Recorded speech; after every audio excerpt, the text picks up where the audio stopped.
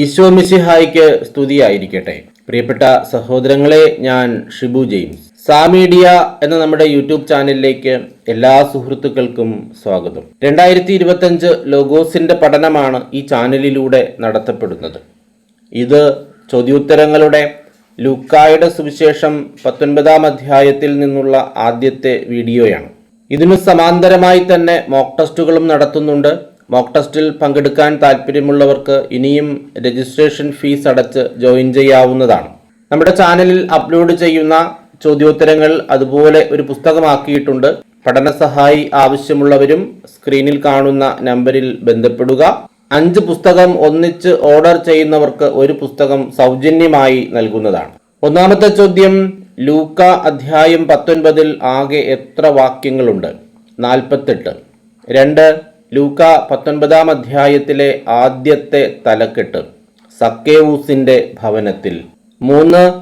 യേശു എവിടെ പ്രവേശിച്ച് അതിലൂടെ കടന്നു പോകുകയായിരുന്നു എന്ന് പറഞ്ഞുകൊണ്ടാണ് ലൂക്ക 19 അധ്യായം ആരംഭിക്കുന്നത്? ജെറീക്കോയിൽ. 4. ആരാണ് ജെറീക്കോയിൽ പ്രവേശിച്ച് അതിലൂടെ കടന്നു പോകുകയായിരുന്നത്? യേശു. 5. എവിടെയാണ് സക്കേവൂസ് എന്നു പേരായ ഒരാൾ ഉണ്ടായിരുന്നത്? ജെറീക്കോയിൽ. 6. ജെറീക്കോയിൽ ഉണ്ടായിരുന്ന സക്കേവൂസ് ആരായിരുന്നു? ചുങ്കക്കാരിൽ പ്രധാനിയും ധനികനും. 7. സക്കേവൂസ് ആഗ്രഹിച്ചിരുന്നത് എന്ത്? യേശു ആരാണെന്നു കാണാൻ. 8. സക്കേവൂസിന്റെ എന്തു പ്രത്യേകതയാണ് ലൂക്ക 19:3 കാണുന്നത്? പൊക്കം കുറവായിരുന്നു.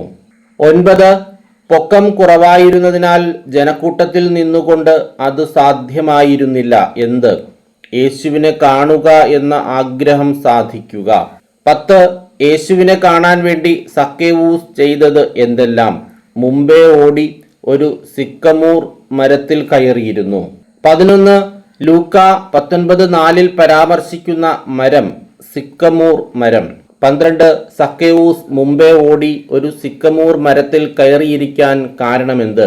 യേശു അതിലെയാണ് കടന്നു പോകാനിരുന്നത്. 13. അവിടെ എത്തിയപ്പോൾ അവൻ മുകളിലേക്ക് നോക്കി പറഞ്ഞു, വേഗം ഇറങ്ങി വരിക. ആരാണ് അങ്ങനെ പറഞ്ഞത്? യേശു. 14. ഇന്ന് എനിക്ക് നിന്റെ വീട്ടിൽ താമസിക്കേണ്ടിയിരിക്കുന്നു. ആര് ആരോട് പറഞ്ഞു? യേശു സക്കേവൂസിനോട്. 15. സക്കേവൂസ് വേഗം ഇറങ്ങി വരിക. ഇന്ന് എനിക്ക് നിന്റെ വീട്ടിൽ താമസിക്കേണ്ടിയിരിക്കുന്നു എന്ന് യേശു പറഞ്ഞപ്പോൾ അവൻ ചെയ്തതെന്ത്? തിടുക്കത്തിൽ ഇറങ്ങിച്ചെന്ന് സന്തോഷത്തോടെ അവനെ സ്വീകരിച്ചു. 16. സക്കേവൂസ് എങ്ങനെയാണ് ഇറങ്ങിച്ചെന്നത്? തിടുക്കത്തിൽ. 17. തിടുക്കത്തിൽ ഇറങ്ങിച്ചെന്ന സക്കേവൂസ് എങ്ങനെയാണ് യേശുവിനെ സ്വീകരിച്ചത്? സന്തോഷത്തോടെ. 18. അവൻ തിടുക്കത്തിൽ ഇറങ്ങിച്ചെന്ന് സന്തോഷത്തോടെ അവനെ സ്വീകരിച്ചത് കണ്ടപ്പോൾ ആരാണ് പിറുപിറുത്തത്? ജനക്കൂട്ടം. 19. അവൻ, അതായത് സക്കേവൂസ്, തിടുക്കത്തിൽ ഇറങ്ങിച്ചെന്ന് സന്തോഷത്തോടെ അവനെ, യേശുവിനെ സ്വീകരിച്ചത് കണ്ടപ്പോൾ എല്ലാവരും പിറുപിറുത്തതെന്ത്? ഇവൻ പാപിയുടെ വീട്ടിൽ അതിഥിയായി താമസിക്കുന്നല്ലോ. 20. ഇവൻ ആരുടെ വീട്ടിൽ അതിഥിയായി താമസിക്കുന്നല്ലോ എന്നാണ് എല്ലാവരും പിറുപിറുത്തത്? പാപിയുടെ വീട്ടിൽ. 21. ഇവൻ പാപിയുടെ വീട്ടിൽ അതിഥിയായി താമസിക്കുന്നല്ലോ. ഇവിടെ പരാമർശിക്കുന്ന പാപി ആര്? സക്കേവൂസ്. 22. സക്കേവൂസ് എഴുന്നേറ്റ് പറഞ്ഞതെന്ത്? കർത്താവേ, ഇതാ എൻ്റെ സ്വത്തിൽ പകുതി ഞാൻ ദരിദ്രർക്ക് കൊടുക്കുന്നു. ആരുടെയെങ്കിലും വക വഞ്ചിച്ചെടുത്തിട്ടുണ്ടെങ്കിൽ 4 ഇരട്ടിയായി തിരിച്ചു കൊടുക്കുന്നു. 23. ലൂക്ക 19:8 സക്കേവൂസ് യേശുവിനെ സംബോധന ചെയ്യുന്നത് എന്ത്? കർത്താവേ. 24. എൻ്റെ സ്വത്തിൽ എത്ര ഭാഗം ഞാൻ ദരിദ്രർക്ക് കൊടുക്കുന്നു എന്നാണ് സക്കേവൂസ് പറഞ്ഞത്? പകുതി. 25. എൻ്റെ സ്വത്തിൽ പകുതി ഞാൻ ആർക്ക് കൊടുക്കുന്നു എന്നാണ് സക്കേവൂസ് പറഞ്ഞത്? ദരിദ്രർക്ക്. 26. 4 ഇരട്ടിയായി തിരിച്ചു കൊടുക്കുന്നത് ആർക്ക്? ആരുടെയെങ്കിലും വക വഞ്ചിച്ചെടുത്തിട്ടുണ്ടെങ്കിൽ. 27. കർത്താവേ, ഇതാ എൻ്റെ സ്വത്തിൽ പകുതി ഞാൻ ദരിദ്രർക്ക് കൊടുക്കുന്നു. ആരുടെയെങ്കിലും വക വഞ്ചിച്ചെടുത്തിട്ടുണ്ടെങ്കിൽ 4 ഇരട്ടിയായി തിരിച്ചു കൊടുക്കുന്നു എന്ന് പറഞ്ഞ സക്കേവൂസിനോട് യേശു പറഞ്ഞതെന്ത്? ഇന്ന് ഈ ഭവനത്തിന് രക്ഷ ലഭിച്ചിരിക്കുന്നു.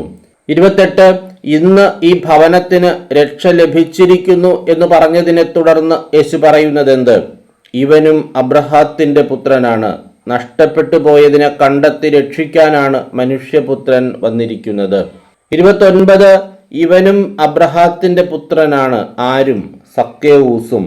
30 നഷ്ടപ്പെട്ടു പോയതിനെ കണ്ടെത്തി രക്ഷിക്കാൻ വന്നിരിക്കുന്നത് ആര്? മനുഷ്യപുത്രൻ.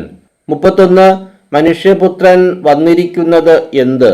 നഷ്ടപ്പെട്ടു പോയതിനെ കണ്ടെത്തി രക്ഷിക്കാൻ. 32 ലൂക്ക അധ്യായം 19 രണ്ടാമത്തെ തലക്കെട്ട് 10 നാണയത്തിന്റെ ഉപമ. 33 അവർ ഇതു കേട്ടുകൊണ്ടിരിക്കുമ്പോൾ അവൻ തുടർന്ന് ഒരു ഉപമ പറഞ്ഞു. ഏത് കേട്ടുകൊണ്ടിരിക്കുമ്പോൾ? നഷ്ടപ്പെട്ടു പോയതിനെ കണ്ടെത്തി രക്ഷിക്കാനാണ് മനുഷ്യപുത്രൻ വന്നിരിക്കുന്നത് എന്ന യേശുവിൻ്റെ വാക്കുകൾ.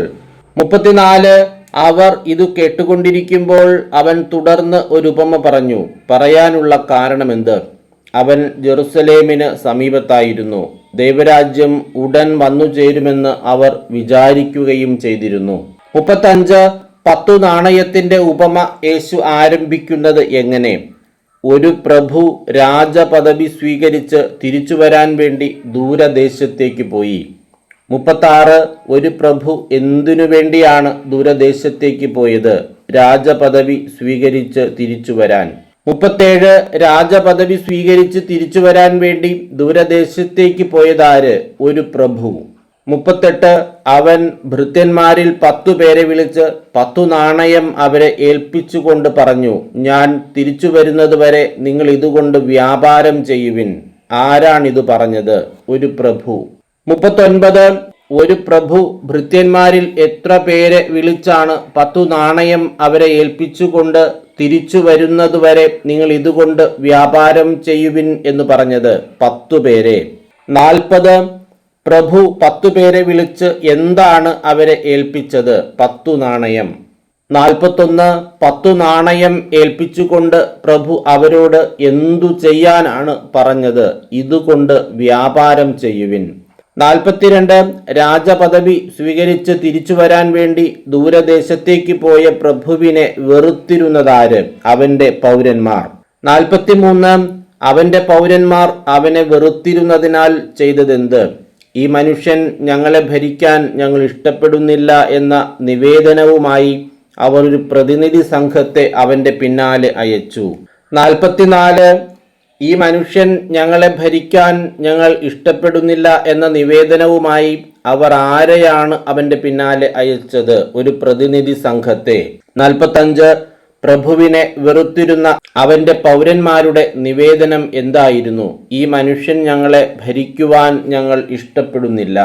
46 എന്നാൽ അവൻ രാജപദവി സ്വീകരിച്ച് തിരിച്ചു വന്നു. ആര്? പ്രഭു. 47 പ്രഭു എങ്ങനെയാണ് തിരിച്ചു വന്നത്? രാജപദവി സ്വീകരിച്ച്. 48 രാജപദവി സ്വീകരിച്ച് തിരിച്ചു വന്ന പ്രഭു ചെയ്തതെന്ത്? താൻ പണം ഏൽപ്പിച്ചിരുന്ന ഭൃത്യന്മാർ വ്യാപാരം ചെയ്ത് എന്തു സമ്പാദിച്ചു എന്ന് അറിയുന്നതിന് അവരെ വിളിക്കാൻ അവൻ കൽപ്പിച്ചു. 49 രാജപദവി സ്വീകരിച്ച് തിരിച്ചു വന്ന പ്രഭു ആരെ വിളിക്കാനാണ് കൽപ്പിച്ചത്? താൻ പണം ഏൽപ്പിച്ചിരുന്ന ഭൃത്യന്മാരെ.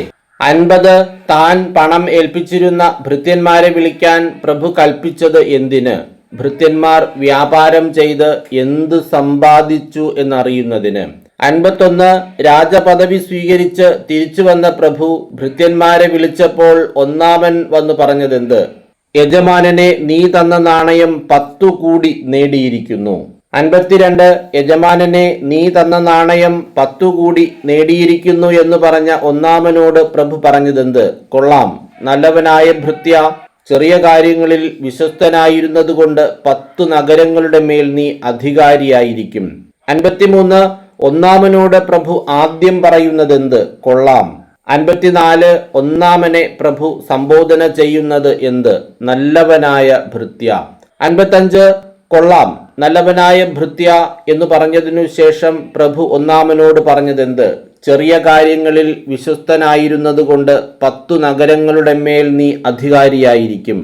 56 എന്തുകൊണ്ടാണ് നീ 10 നഗരങ്ങളുടെ മേൽ അധികാരിയായിരിക്കുമെന്ന് പ്രഭു ഒന്നാമനോട് പറഞ്ഞത്? ചെറിയ കാര്യങ്ങളിൽ വിശ്വസ്തനായിരുന്നതുകൊണ്ട്. 57 കൊള്ളാം, നല്ലവനായ ഭൃത്യ, ചെറിയ കാര്യങ്ങളിൽ വിശ്വസ്തനായിരുന്നതുകൊണ്ട് 10 നഗരങ്ങളുടെ മേൽ നീ അധികാരിയായിരിക്കും. ആര് ആരോട് പറഞ്ഞു? രാജപദവി സ്വീകരിച്ച് തിരിച്ചു വന്ന പ്രഭു താൻ പണം ഏൽപ്പിച്ചിരുന്ന ഒന്നാമനോട്. 58 രാജപദവി സ്വീകരിച്ച് തിരിച്ചു വന്ന പ്രഭു വിളിക്കാൻ കൽപ്പന നൽകിയപ്പോൾ രണ്ടാമൻ വന്നു പറഞ്ഞതെന്ത്? യജമാനനെ, നീ തന്ന നാണയം 5 കൂടി നേടിയിരിക്കുന്നു. 59 രണ്ടാമൻ പ്രഭുവിനോട് നീ തന്ന നാണയം എത്ര കൂടി നേടിയിരിക്കുന്നു എന്നാണ് പറഞ്ഞത്? 5 കൂടി. 60 നീ തന്ന നാണയം 5 കൂടി നേടിയിരിക്കുന്നു എന്ന് പറഞ്ഞതാര്? രണ്ടാമൻ. 61 യജമാനനെ, നീ തന്ന നാണയം 5 കൂടി നേടിയിരിക്കുന്നു എന്ന് പറഞ്ഞ രണ്ടാമനോട് യജമാനൻ പറഞ്ഞതെന്ത്? 5 നഗരങ്ങളുടെ മേൽ നീ അധികാരിയായിരിക്കും. 62 എത്ര നഗരങ്ങളുടെ മേൽ നീ അധികാരിയായിരിക്കുമെന്നാണ് യജമാനൻ രണ്ടാമനോട് പറഞ്ഞത്? 5. 63 വേറൊരുവൻ വന്ന് പറഞ്ഞതെന്ത്? യജമാനനെ, ഞാൻ തുണിയിൽ പൊതിഞ്ഞ് സൂക്ഷിച്ചിരുന്ന നിന്റെ നാണയം ഇതാ. നിന്നെ എനിക്ക് ഭയമായിരുന്നു, കാരണം നീ കർക്കശനും വയ്ക്കാത്തത് എടുക്കുന്നവനും വിതയ്ക്കാത്തത് കൊയ്യുന്നവനുമാണ്. 64 ഞാൻ തുണിയിൽ പൊതിഞ്ഞ് സൂക്ഷിച്ചിരുന്ന നിന്റെ നാണയം ഇതാ. ഇങ്ങനെ പറഞ്ഞതാര്? വേറൊരുവൻ. 65 താൻ നാണയം തുണിയിൽ പൊതിഞ്ഞു സൂക്ഷിക്കാൻ കാരണമായി വേറൊരുവൻ പറയുന്നതെന്ത്? നിന്നെ എനിക്ക് ഭയമായിരുന്നു. 66 നിന്നെ എനിക്ക് ഭയമായിരുന്നു എന്നു പറഞ്ഞവൻ ഭയപ്പെടാൻ കാരണമായി പറയുന്നതെന്ത്? നീ കർക്കശനും വയ്ക്കാത്തത് എടുക്കുന്നവനും വിതയ്ക്കാത്തത് കൊയ്യുന്നവനുമാണ്. 67 അവൻ പറഞ്ഞു, ദുഷ്ടഭൃത്യ, നിന്റെ വാക്കുകൊണ്ടു തന്നെ നിന്നെ ഞാൻ വിധിക്കും. ആര് പറഞ്ഞു? യജമാനൻ, രാജപദവി സ്വീകരിച്ചു വന്ന പ്രഭു. 68 പ്രഭു വേറൊരുവനെ സംബോധന ചെയ്യുന്നത് എന്ത്? ദുഷ്ടഭൃത്യ. 69 നിന്നെ എന്തുകൊണ്ട് വിധിക്കും എന്നാണ് ദുഷ്ടഭൃത്യനോട് യജമാനൻ പറയുന്നത്? നിന്റെ വാക്കുകൊണ്ടു തന്നെ. 70 നീ എന്ത് അറിഞ്ഞിരുന്നല്ലോ എന്നാണ് ദുഷ്ടഭൃത്യനോട് യജമാനൻ ചോദിക്കുന്നത്? ഞാൻ കർക്കശനും വയ്ക്കാത്തത് എടുക്കുന്നവനും വിതയ്ക്കാത്തത് കൊയ്യുന്നവനുമാണെന്ന്. 71 ഞാൻ കർക്കശനും വയ്ക്കാത്തത് എടുക്കുന്നവനും വിതയ്ക്കാത്തത് കൊയ്യുന്നവനുമാണെന്ന് അറിഞ്ഞിരുന്നല്ലോ എന്ന് ചോദിച്ചതിനെ തുടർന്ന് യജമാനൻ വീണ്ടും ചോദിക്കുന്നതെന്ത്? പിന്നെ നീ എന്തുകൊണ്ട് പണം ഇടപാടുകാരെ എൻ്റെ പണം ഏൽപ്പിച്ചില്ല? എങ്കിൽ ഞാൻ മടങ്ങി വന്നപ്പോൾ പലിശയോടുകൂടി അത് തിരിച്ചു വാങ്ങുമായിരുന്നില്ലേ? 72 പിന്നെ നീ എന്തുകൊണ്ട് എൻ്റെ പണം ആരെ ഏൽപ്പിച്ചില്ല എന്നാണ് യജമാനൻ ദുഷ്ടഭൃത്യനോട് ചോദിക്കുന്നത്? പണമിടപാടുകാരെ. 73 എൻ്റെ പണമിടപാടുകാരെ ഏൽപ്പിച്ചിരുന്നെങ്കിൽ ഞാൻ മടങ്ങി വന്നപ്പോൾ എങ്ങനെ അത് തിരിച്ചു വാങ്ങുമായിരുന്നില്ലേ എന്നാണ് ദുഷ്ടഭൃത്യനോട് യജമാനൻ ചോദിക്കുന്നത്? പലിശയോടുകൂടി. 74 യജമാനൻ ചുറ്റും നിന്നവരോട് പറഞ്ഞതെന്ത്? അവനിൽ നിന്ന് ആ നാണയമെടുത്ത് 10 നാണയം ഉള്ളവന് കൊടുക്കുക. 75 അവനിൽ നിന്ന് ആ നാണയമെടുത്ത് 10 നാണയം ഉള്ളവന് കൊടുക്കുക. ആരിൽ നിന്ന്? ദുഷ്ടഭൃത്യനിൽ നിന്ന്.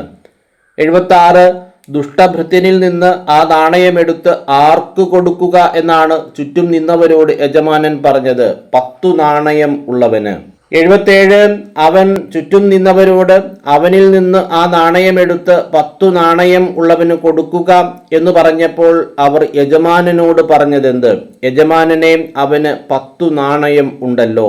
78 ലൂക്ക 19:24 പ്രകാരം ചുറ്റും നിന്നവർ രാജ്യപദവി സ്വീകരിച്ച് തിരിച്ചു വന്ന പ്രഭുവിനെ സംബോധന ചെയ്യുന്നത് എന്ത്? യജമാനനെ. 79 യജമാനനെ, അവന് എന്തുണ്ടല്ലോ എന്നാണ് ചുറ്റും നിന്നവർ യജമാനനോട് പറഞ്ഞത്? 10 നാണയം ഉണ്ടല്ലോ. 80 അവന് 10 നാണയം ഉണ്ടല്ലോ എന്ന് ചുറ്റും നിന്നവർ യജമാനനോട് പറഞ്ഞപ്പോൾ യജമാനൻ അവരോട് പറഞ്ഞതെന്ത്? ഞാൻ നിങ്ങളോട് പറയുന്നു, ഉള്ളവന് കൊടുക്കപ്പെടും, ഇല്ലാത്തവനിൽ നിന്ന് ഉള്ളതുപോലും എടുക്കപ്പെടും. 81 ആർക്കാണ് കൊടുക്കപ്പെടുന്നത്? ഉള്ളവന്. 82 ഉള്ളതുപോലും എടുക്കപ്പെടുന്നത് ആരിൽ നിന്ന്? ഇല്ലാത്തവനിൽ നിന്ന്.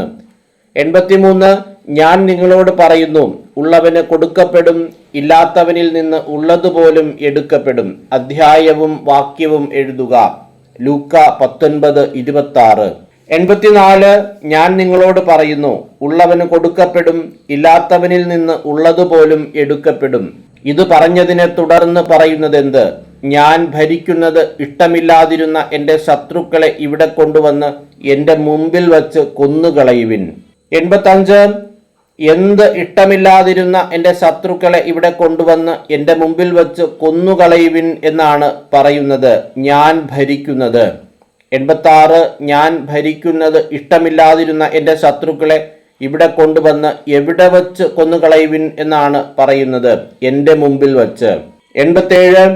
ഞാൻ ഭരിക്കുന്നത് ഇഷ്ടമില്ലാതിരുന്ന എൻ്റെ ശത്രുക്കളെ ഇവിടെ കൊണ്ടുവന്ന് എൻ്റെ മുമ്പിൽ വച്ച് എന്തു ചെയ്യുവിൻ എന്നാണ് പറയുന്നത്, കൊന്നുകളയുവിൻ.